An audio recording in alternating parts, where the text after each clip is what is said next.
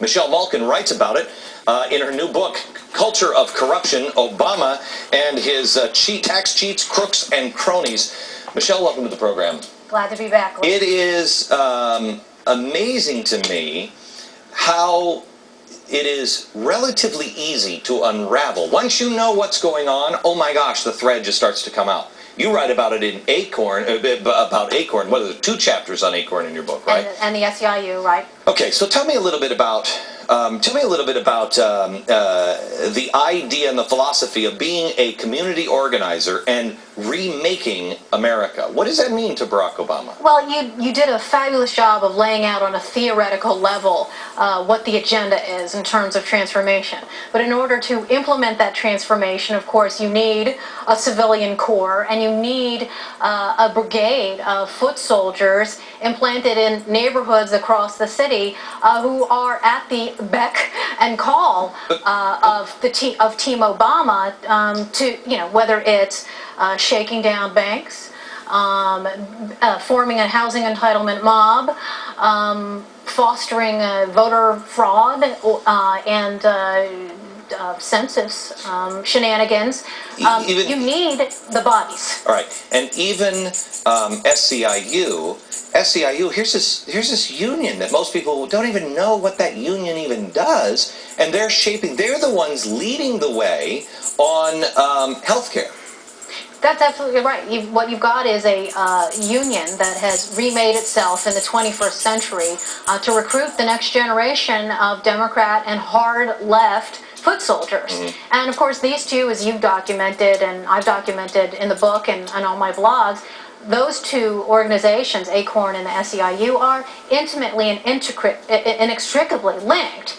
And because there's so much union dues money and taxpayer dues money involved, it behooves the watchdogs in Congress to take a look at what exactly is going on. I have to tell you, Michelle, I said on my radio show yesterday, you just use watchdogs in Congress. They're not watchdogs anymore. They're not watchdogs anymore. They're really not. It falls to the people. It always has fallen to the people. But I asked, I said, between the radio audience and the TV audience, I got about 10 million guard dogs. We need people who understand the Constitution and understand this theory of remaking America, the fundamental transformation, to stand guard and watch them every step of the way. Guard and bark and growl and do whatever you have to do, because these people are hijacking our country. No question about it.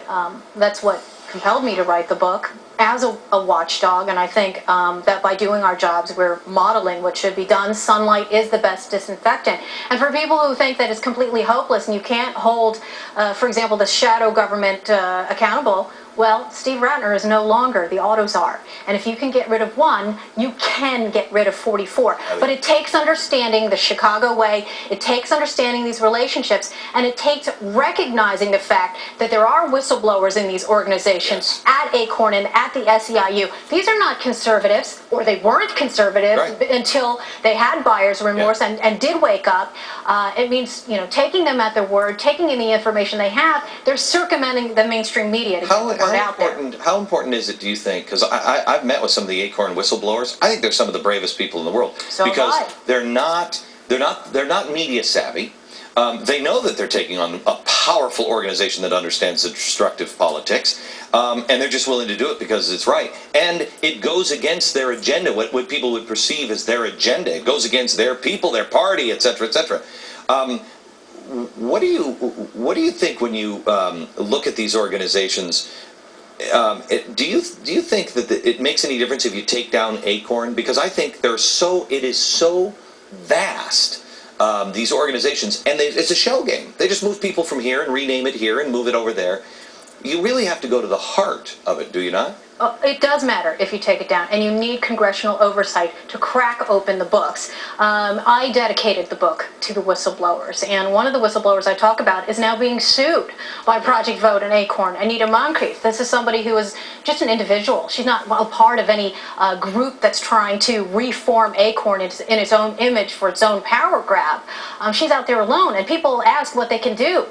support people like that who are trying to get the information out there, because they understand the nature of the racket, that it is a criminal enterprise. And you're seeing more, at least on the Republican side, people understanding that. The House Oversight Committee Republicans came out with this report, and it only scratches the surface. Oh, it does. It's not just the financial industry. It's not just housing. It's the fact that these people are joined at the hip with Democrat organizations to ensure a power grab in perpetuity. Okay. Michelle, thank you very much. America, I have to tell you, and I have no reason to say this because this book is going to knock mine off the #1 slot. This is important. I don't read other people's books when it comes to their political thoughts, etc., etc. I just don't read them. This one is worth reading. You should read it. It really exposes a lot of the stuff that we talk about here, and it's important that you understand those things. Michelle, thank you very much. Thanks, Glenn. Appreciate it. Take care.